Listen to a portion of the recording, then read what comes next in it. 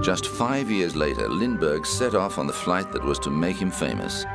The journey across the Atlantic was a dangerous one and had already claimed the lives of 6 pilots. The Spirit of St. Louis, Lindbergh's fabric-covered single-engine monoplane, was equipped with only a magnetic compass and an airspeed indicator to point the way to Ireland, his first landfall once he left continental America. For 33.5 hours, Lindbergh battled storm clouds, icing and fog before arriving at France's Le Bourget airport, where he was greeted by a crowd of more than 100,000 people.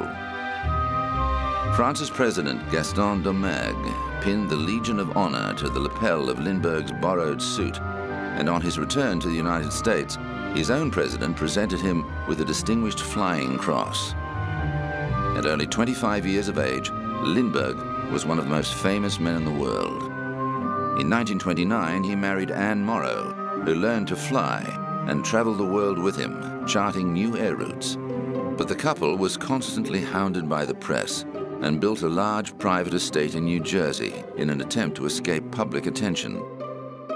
Charles, their first child, was born in 1930, but the Lindberghs suffered a parent's worst nightmare when the little boy disappeared from their home on March the 1st, 1932. When the frantic parents searched his room, they found a ransom note demanding $50,000 on the windowsill.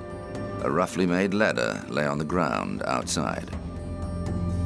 Retired school teacher John Condon offered his services as a go-between and was able to strike up communication with the kidnappers through classified advertisements in the Bronx Home News.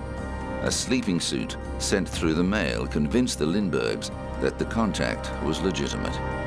On April the 2nd, after receiving an anonymous phone call, Condon delivered a ransom of $50,000 in new bills and $20,000 in soon-to-expire gold currency to a man who handed him a note claiming the boy was being held on a boat at Martha's Vineyard. But when Lindbergh went to the marina, there was no sign of his child. In desperation, he flew a low pass over the boats in the hope of flushing the kidnappers out, but there was no sign, and he realized they'd been duped. A month later, baby Charles' decomposed body was found near the Lindbergh home, escalating the matter to a murder investigation. The New York City Police, Federal Bureau of Investigation, and the state police combined forces to track down the perpetrators. On September the 15th, 1934, they had a breakthrough. A suspicious gas station attendant noted down the license number of the car driven by a man who'd paid with one of the ransom gold certificates. German-born carpenter Richard Hauptmann was soon arrested, and authorities found the remaining ransom money hidden in his garage. Hauptmann protested his innocence, arguing that the money and gold certificates had been left by his friend Isidor Fisk, who had since died. But both Lindbergh and Condon testified that Hauptmann's voice was the one they'd heard when the ransom was delivered. And the discovery of a notebook with construction plans for a similar ladder to the one found at the scene of the crime, and forensic evidence that the wood for the ladder came from Hauptmann's house, helped seal his fate. At the trial, experts testified that Hauptmann's handwriting matched the ransom letters. Hauptmann was found guilty for both kidnapping and murder, and was electrocuted on April the 2nd, 1936. The Lindberghs left for an extended stay in England after receiving death threats against their second son and unwanted attention from the paparazzi. And the case led to the Lindbergh Law, which made the crime of kidnapping a federal offense.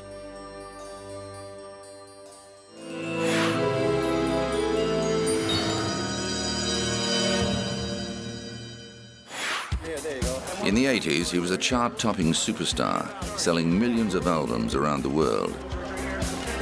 But as well as the heights of fame, Culture Club's Boy George has also experienced the depths, battling drug addiction for more than 2 decades and losing 2 close friends to heroin.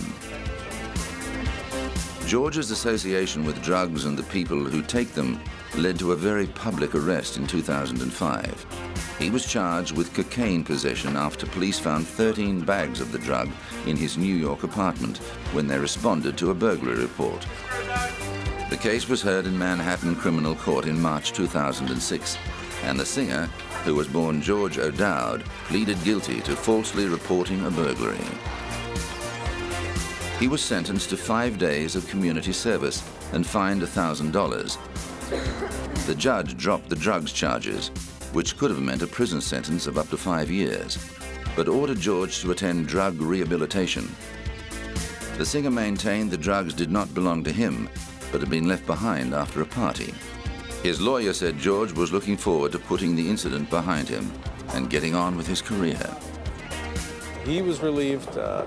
I'm relieved. His manager, Jeremy Pierce, who's here, is relieved.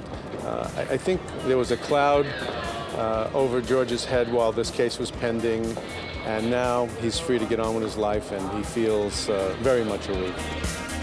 George's manager said a criminal conviction would not affect the British-born singer's US residency. He's free to come back and work here now. He's very, very popular in America, as he is everywhere, as a DJ, and he'll come back and do more of that for sure. And we hope he'll come back and play concerts in due course as well. But only a couple of months later, George was back in court, being threatened with jail for not carrying out his community service sentence. Criminal court judge Anthony Ferrara gave George 2 months to complete the 5 days of community service. Defense lawyer Louis Freeman had argued in court that the singer was hoping to avoid the humiliation of dragging a rake around a city park and wanted to work with an AIDS charity. But the judge appeared angry and insisted that George would be treated the same as any other offender. He told him it was up to the singer to make his community service an exercise in humiliation or an exercise in humility, adding that if boy George did not complete his community service, he would be jailed. George duly appeared on the streets of New York and completed the sentence, his actions recorded by a big posse of media. In 1995, George recounted his drug-induced fall from grace and how he had finally kicked his heroin habit in the autobiography Take It Like a Man. Later, he made a new career as a disc jockey and record producer. The second volume of George's memoirs, Straight, spent 6 weeks on the bestsellers list in 2007. He continues to tour and perform as a solo artist around the world.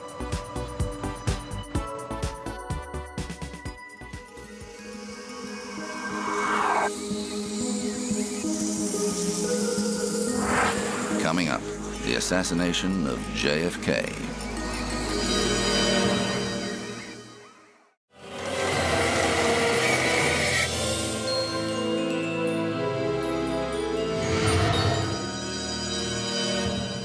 When an assassin's bullets ended the life of popular young President John F. Kennedy, the world was saddened and bewildered by the incomprehensible crime.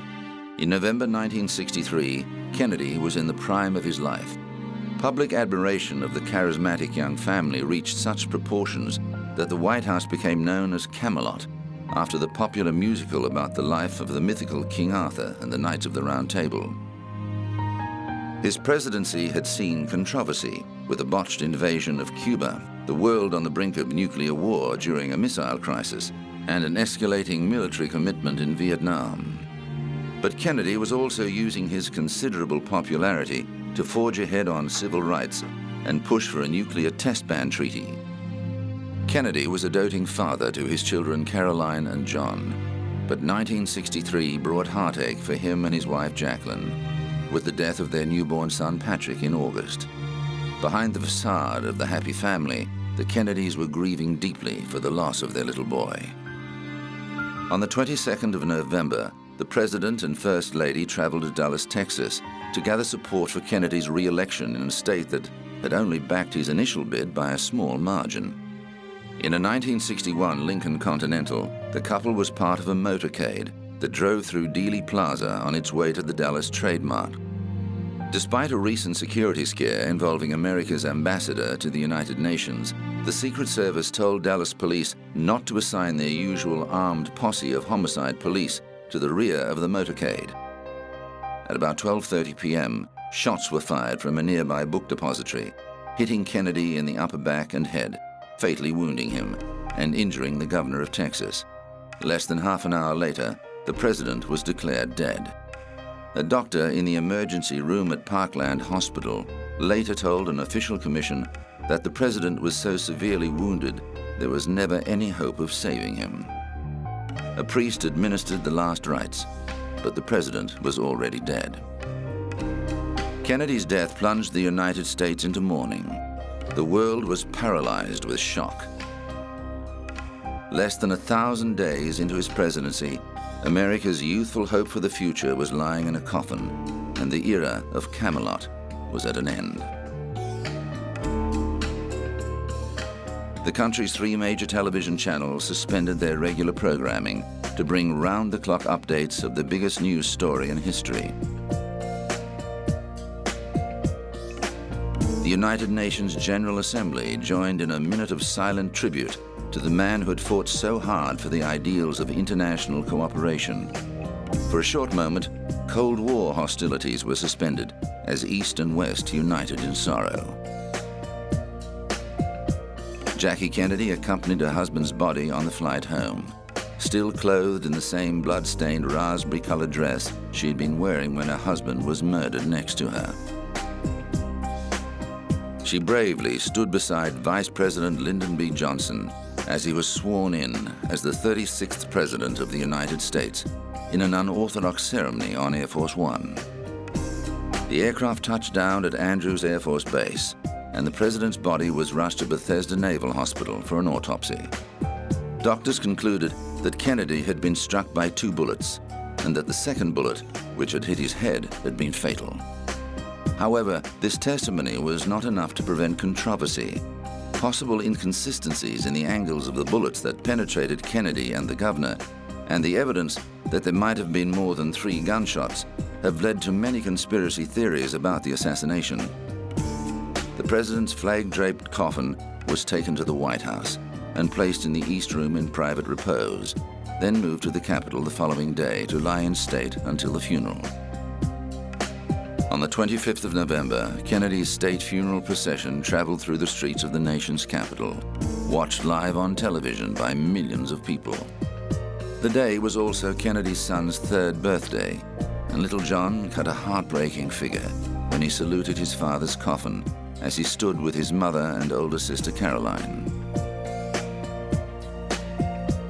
Thrust into the spotlight, new President Lyndon B. Johnson faced the difficult task of reassuring a traumatized people that political life would go on. He spoke at a press conference at Andrews Air Force Base, moments after arriving with the president's body. This is a sad time for all people. We have suffered a loss that cannot be weighed. For me, it is a deep personal tragedy. I know that the world shares the sorrow that Mrs. Kennedy and her family bear. I will do my best. That is all I can do. I ask for your help and God's. A massive manhunt was launched to find the assassin who'd been glimpsed in the 6th floor window of the book depository. Less than 2 hours later, a police officer was shot and killed. When the suspect was apprehended, officials realized he fitted the assassin's description. Their suspicions increased when they discovered that he was the only employee of the book depository who was unaccounted for. Lee Harvey Oswald was a 24-year-old malcontent whose short but colorful life had included a stint in the Marine Corps, where he learned marksmanship, and a short-lived defection to the Soviet Union. An avowed Marxist, Oswald had recently moved to Texas from New Orleans, where he'd been involved in both pro- and anti-Castro activities. Oswald denied shooting Kennedy, arguing he'd been set up as a patsy. He was interrogated for 2 days. On November the 24th, Oswald was being moved to the Dallas County Jail when he was confronted by nightclub owner Jack Ruby, who shot him dead in the basement of Dallas Police Headquarters. Ruby claimed to be getting revenge for Kennedy's death, but conspiracy theorists claim Ruby's close connections with organized crime figures Sam and Joe Campisi shows the mob was involved in an assassination plot to kill the head of an administration that was getting tough on crime. Ruby was convicted of murder in March 1964, but died of cancer before he could be put to death. In the months before he died, he was said to have told his psychiatrist that he'd been framed for Oswald's murder. However, just before his death, Ruby made a final statement saying that he alone had been responsible for Oswald's murder. Whether it was a conspiracy or the work of just one man, the assassination of John F. Kennedy remains one of the world's most infamous crimes.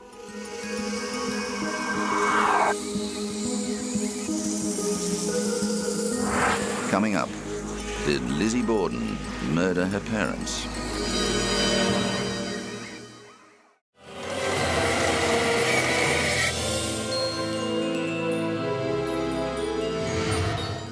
In his 16 years in the music business, rapper Kelvin Brodus, aka Snoop Dogg, has seen out some significant controversies. A 1993 arrest following the death of gang member Philip Wulder-Mariam in Los Angeles led to a high-profile murder trial.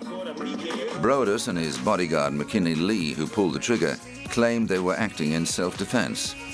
The jury agreed and acquitted both men, but the case ignited a raging debate over whether the incendiary and provocative lyrics of gangster rap contributed to violence or was just a reflection of the world inhabited by its creators. In 2005, Brodus hit the headlines again, this time accused of raping 36-year-old makeup assistant Kylie Bell. But just before the case was made public, the rapper went on the offensive, suing her for extortion. Both lawsuits were eventually dropped. But the law wasn't finished with the troubled rapper, who was back in court in 2007, pleading no contest to felony gun and drug charges. His attorney argued Brodus needed the marijuana for health reasons. Snoop does have a valid medical marijuana certificate and in no way intends to violate the parameters of the health and safety code in this regard. The 35-year-old agreed to 5 years probation and 800 hours of community service under terms of the ruling.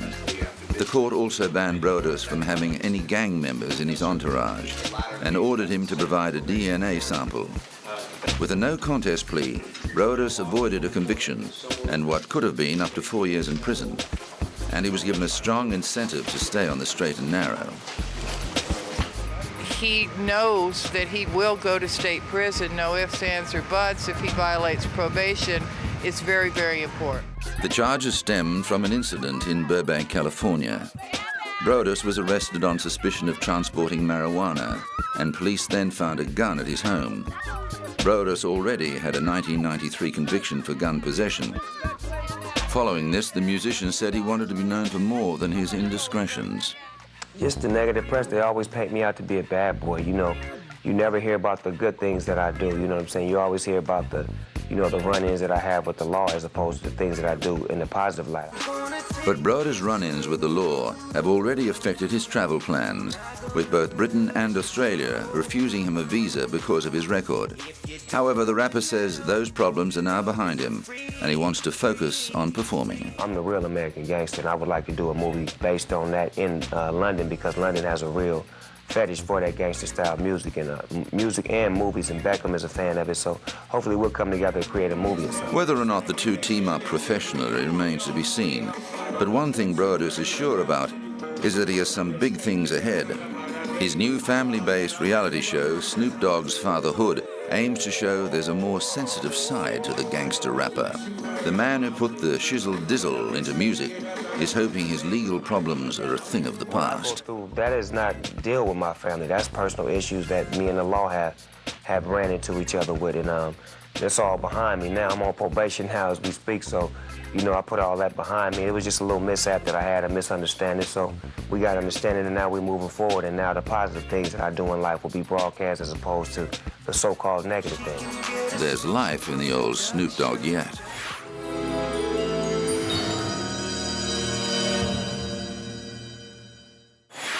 Since the September 11 terrorist attacks, there's been a rising fear that the United States could be the target of a biological or chemical assault.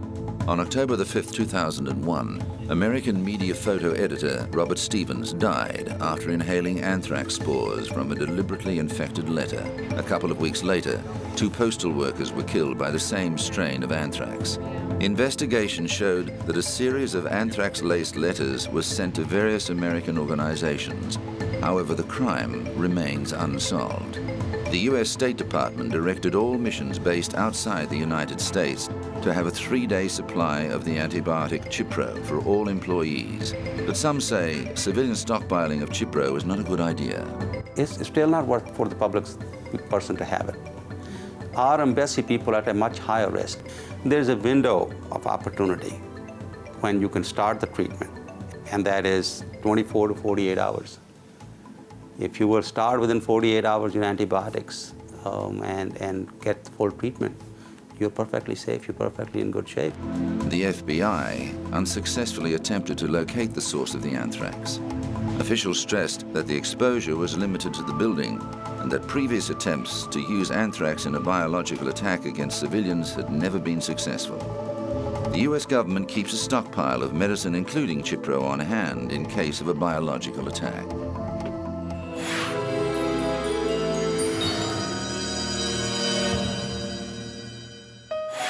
Lizzie Borden took an axe, gave her mother 40 whacks. When she saw what she had done, she gave her father 41. For more than a century, the story behind this schoolyard ditty has intrigued America. Did Lizzie Borden really murder her father and stepmother in cold blood?